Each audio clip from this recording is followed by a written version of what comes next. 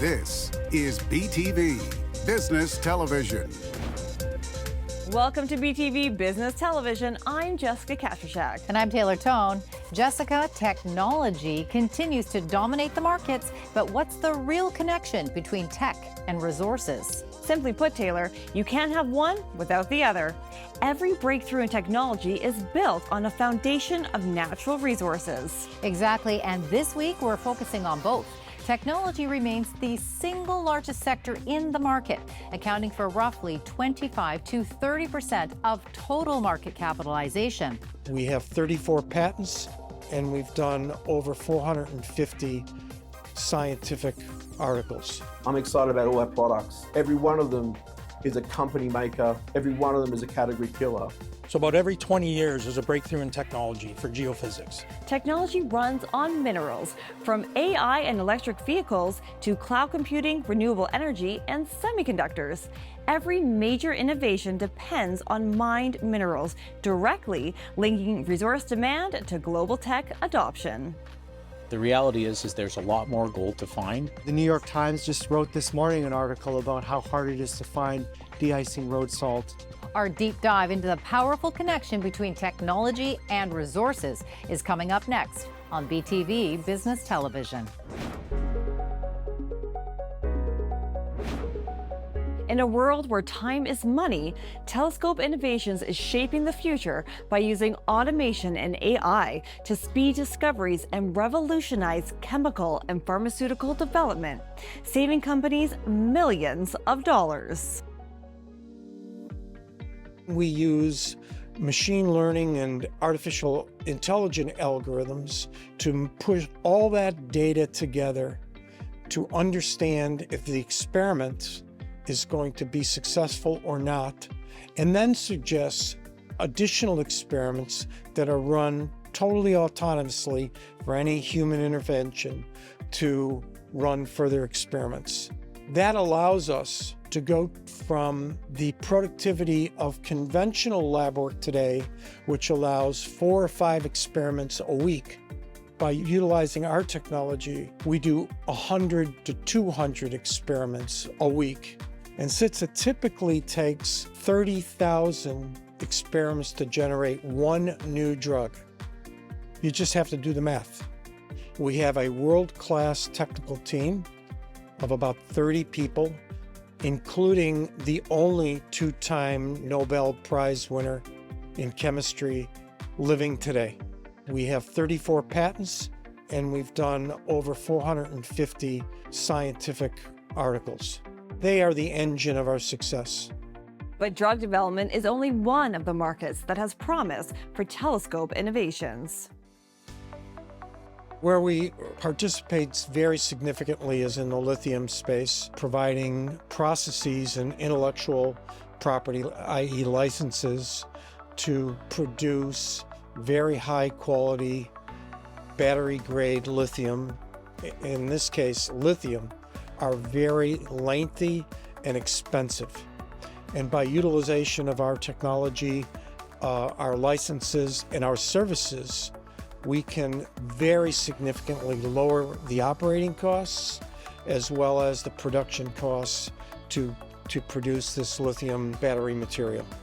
Getting that right is really the major focus of our efforts today. In particular, the SDL market, this $4 billion market, we've been doing a lot of development in this area to develop a platform that we can commercialize. And we've actually made our first 2 sales, one in Korea and one at one of the major US pharmaceutical players. I think we can make our investors very happy. With speed and precision at its core, Telescope's investment thesis is turning time into opportunity, proving that the future belongs to those who innovate faster. Mining is often framed as a high-stakes hunt for scarce, strategic minerals buried deep beneath the earth. Yet one of the most essential, stable, and quietly sustainable operations of all turns out to be salt. Atlas Salt is developing the Great Atlantic Salt Project on the west coast of Newfoundland, and our aim is to develop a salt mine that will make de-icing road salt for the North American market. And we are in the development stage, the construction stage, so we have a feasibility study completed. We have an environmental assessment completed and released from the provincial government that gives us go-ahead. We have early works permits in hand, and we are going to be starting construction very soon as well. We're just like any mining company. We've defined our salt resource and reserves by drilling. We have over 1 billion tons of salt in the ground, built up over drilling like a normal 43-101 drill program. And as it turns out, mining for salt has its advantages. We have full support from the federal and provincial governments. There's no reason not to support it, as well as local stakeholders in the region, including Indigenous groups. This is a project that is very clean and green. We will be in operations 100% battery electric, so we will have essentially 0 greenhouse gases when we're in operations. And the mining process is relatively straightforward. It's an underground mine. It's shallow compared to a lot of underground mines, especially in the salt space. And more importantly, the mining is very simple. It's 96% grade, so there's very little upgrading or milling or processing required. We simply crush it, screen it, put it onto a conveyor, and then onto a boat, and then off to the port that our customer is using. And maybe the most important, there are salt shortages. If anyone is following the news in the winter of 2026, you can see that there's shortages throughout the market, the areas that we would service, including Ontario and New York. The New York Times just wrote this morning an article about how hard it is to find de-icing road salt. It's a very strong in demand commodity. We are a low-cost producer and a low shipping cost producer compared to local and foreign producers. So a very good opportunity to make a lot of money when we're in operations. At the end of the day, Atlas Salt proves that not all value glitters. Some of the smartest opportunities are simply worth their salt. After the break, gold is chemically stable. Can it do the same for your portfolio? If the gold price were to take a $1,000 or $2,000 hit, we'd be okay. We'll be right back. You're watching BTV. I think gold and silver are not done. They're just starting for us to see some big returns there. The part that I would allocate the most of my portfolio in right now would be the junior explorers with quality assets and quality management teams. That's where the best return possibly can be achieved by an investor in our sector. If you invest in Canadian mining, you need to understand the Abitibi. Few regions on the planet have produced more gold or more shareholder value. That's the backdrop for Maple Gold and its sizable resource base. Maple Gold Mines is striving to be the leading gold exploration and development company in the Abitibi. We've got 481 square kilometers of prospective real estate straddling the Casa Berardi Fault, which is a very well-endowed gold system in the middle of elephant country in the Abitibi. It is an exceptional time to be a gold explorer and developer.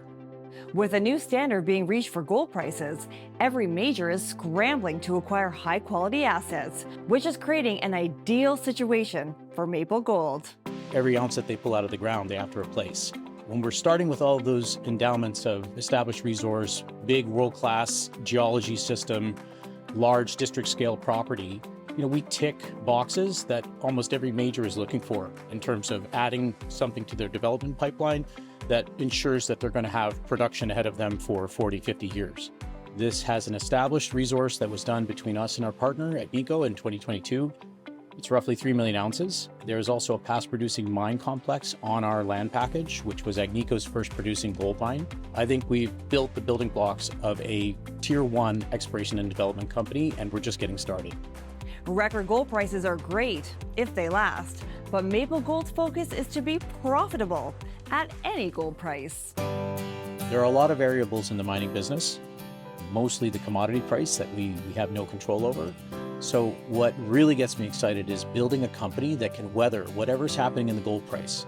If it's going up, if it's going down, we build a company that can survive, that can thrive, and that can outperform regardless of what's happening to the gold price. The reality is there's a lot more gold to find That has been the thesis since we started. In the next 12 months, we'll be able to answer key questions, including what do we think this resource has the potential to grow to? Is there the opportunity to restart a brownfield operation that was high grade and shut down in 1993 when the gold price was sub $300? We're at a $5,000 gold price today. We're not building it for a $5,000 gold price. We're building it for something that if the gold price were to take a $1,000 or $2,000 hit, we'd be okay. Positioned to navigate volatility and execute plans in 2026, Maple Gold is an Abitibi story investors will want to follow closely. Graphene, a black powdery substance normally created from graphite, has been thought to be a miracle substance for more than 20 years. But finally, thanks to a unique manufacturing process from natural gas developed by the Graphene Manufacturing Group, it's now a key ingredient in a line of breakthrough applications. GMG's products enable customers to save energy, extend equipment life, and reduce emissions. We have a graphene coating which can enable an air conditioner or a heat pump or an AI data center to be more efficient. We have a graphene lubricant which can make your engine run smoother and with less fuel. And we have a graphene aluminium-ion battery which will be able to be charged in 6 minutes. With these applications now hitting the market, there's a growing sense of the true potential at hand. One of the key properties of graphene is that it dissipates heat, it transfers heat. The data center operators are continually trying to get rid of the heat, cool down the equipment. Well, coated with graphene, that can help in that process enormously. GMG works with Rio Tinto, one of the largest mining and processing companies in the world, to co-develop GMG's fast-charging graphene aluminum-ion battery. If this pilot works using the graphene aluminum battery, then we can utilize this in almost every type of large machine on the planet. It eliminates the pollution that is caused by diesel emissions in many mining applications, both terrestrial-based and underground mining. And Rio Tinto is just the tip of the iceberg. The global fuel business, the heating and air conditioning market, including data centers and other kind of applications like that. Each of them are $10, $15, $100 billion industries, which GMG is bringing a very disruptive technology to. It's still early days, but the potential for GMG is starting to come into focus. When I look at the future for GMG, I'm excited about all our products. Every one of them is a company maker. Every one of them is a category killer. They're all unique, they're all high margin, and they're all amazing products our customers are just getting to understand the benefits of. Investors will take notice because GMG is now looking to move beyond its current base in Australia into North America, which is a source of lower-cost natural gas, a key component of GMG graphene. After the break, more investments for your portfolio. Most phosphates in the world that are produced today are contaminated with heavy metals, but ours is not. Ours is pure, so it's organic. We'll be right back. You're watching BTV. Cutting-edge mining technologies are unlocking new discoveries. It's an exciting new frontier, and one that 9 Mile Metals is fully embracing in Bathurst, New Brunswick. It was in production, so it's an orphan deposit. We believe we bring new technology. So about every 20 years, there's a breakthrough in technology for geophysics. And then there's a rash of new discoveries. Because in Bathurst, the deposits are vertical, but there's no outcrop. So with the new drone and UAV technology we have, with companies like EarthX and Apex Geoscience, the interpretation and the data processing has been spectacular for us. So we focus on VMS, which is copper, lead, zinc, silver, and gold. And we do have antimony. So when you add all that up, it's a very economic resource, very profitable for our investors, and they're large deposits. Their flagship Wedge project has an historical measured resource, but to bring that up to a resource estimate, 9 Mile is going to have to do a lot of drilling. We're trying to prove it up to 10 million tons. We've added about 2.5 million already to the old deposit, but it is a very copper, silver rich deposit, which right now with the metal prices and that's very attractive for investors. We also have the highest grade ever recorded lens in the Bathurst mining camp. Our jurisdiction is Bathurst, New Brunswick, and I think it's the best jurisdiction in Canada. It's a very strong mining community. I mean, one of the world's largest mines of Brunswick 12 was in production for over 50 years. We pay $85 a meter to drill and go drill all year round on some of our projects. So I can't say enough, and the government itself, the New Brunswick Department of Energy and Mines, very supportive. They want the community to come back. They're trying to get their mining GDP from where it used to be at 10% and drop to 1. Now they're wanting it to come back to 10. There's a big commitment, and critical minerals is obviously one of the very attractive minerals going forward. After 7 years in the community, Patrick has gained a real appreciation for the lifestyle that underpins their ongoing work. It's the people, the community. We've been there for 7 years now. Getting a little better in French. Love the food. The lobster and the Maritimes is beautiful. I've never been there till then. So, but I think the future outlook is special right now. We're going into a super cycle. I think the timing couldn't be better. We just completed a drill program at the Wedge mine, and we will extend that on phase 2, which will start up in April, as soon as the snow melts and we get in there. But we were waiting for our assay results, and they're imminent. So that'll be coming up over the next several weeks, and we're very excited to share that. As exploration advances and modern technology reshapes what's possible, 9 Mile Metals remains focused on discovery and very optimistic about the opportunities ahead.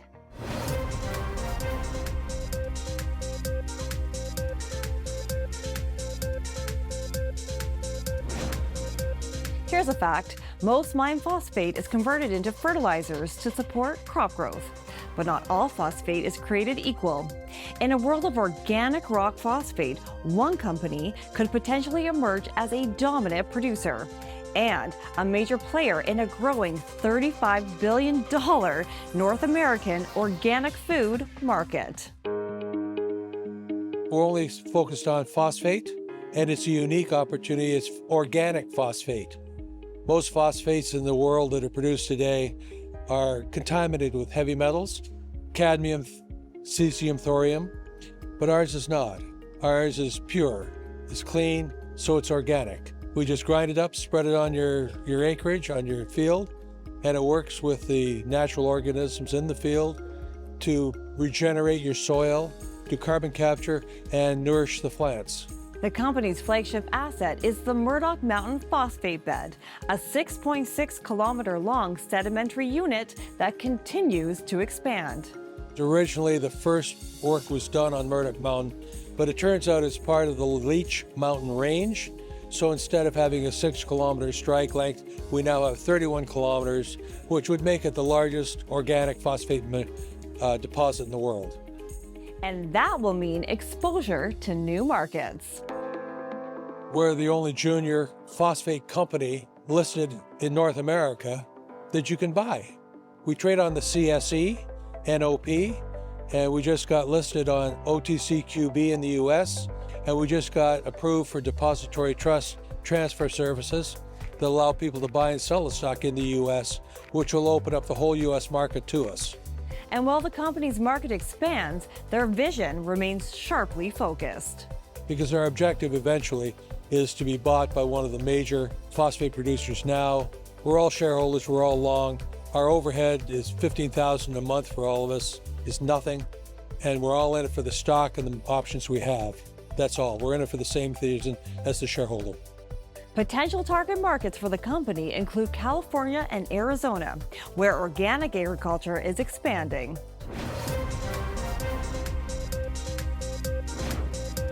After the break, more investments for your portfolio. Once we started drilling, everything we believed was true was in fact confirmed by the drill bit. We'll be right back. You're watching BTV. As the world electrifies, investors are zeroing in on copper's massive upside. Now, designated critical metal projects that can advance quickly are moving to the front of the line. In Arizona, that is good news for Intrepid Metals. Copper is our focus. It has been from day one. It's a polymetallic deposit that we're drilling out. We're going after a porphyry. We've identified a number of CRDs, carbonate replacement deposits, that are shallow at surface, but they're very closely associated with a nearby porphyry, and we've demonstrated that as well. That is why Intrepid recently got an investment from Teck Resources. They're looking for the porphyry, and they've come in to make that investment to do that. While things are on a roll now, that wasn't always the case in the project's early days. The ownership was fragmented, and the owners had all been fighting each other for years. I needed to convince them to come under one roof, to give me their projects, and to take equity in return for that and some cash payments, so that we could eliminate the ownership problem. And once we started drilling, everything we believed was true was in fact confirmed by the drill bit. Shallow mineralization at surface, open pitable resources, and a nearby porphyry, which would be a home run once it's identified and drilled out. Even with this good news, the company's stock price has yet to take off. All junior resource companies say they're undervalued. We're no exception, but we know why, and we've said that all along when we weren't trading along with our peers as the copper price was rising. We had no intention of publishing a resource, no intention of seeking out analyst coverage. Our audience was the major mining companies. We're just getting the story out now, and I think for that reason, we're an underreported story. So we've got a lot of room to catch up in our market cap growth as the retail audience catches up to the story. The investment that Teck has made is significant, but not so significant that it's deterring other bigger players from wanting to come and check things out. So I think over the next 18 to 24 months, my guess is that we'll either be consumed by our current partner or by somebody else. While the Coral Copper Project has taken up all of Intrepid's attention the last few months, the company still plans to start drilling at another promising project later this year, giving investors more to watch out for.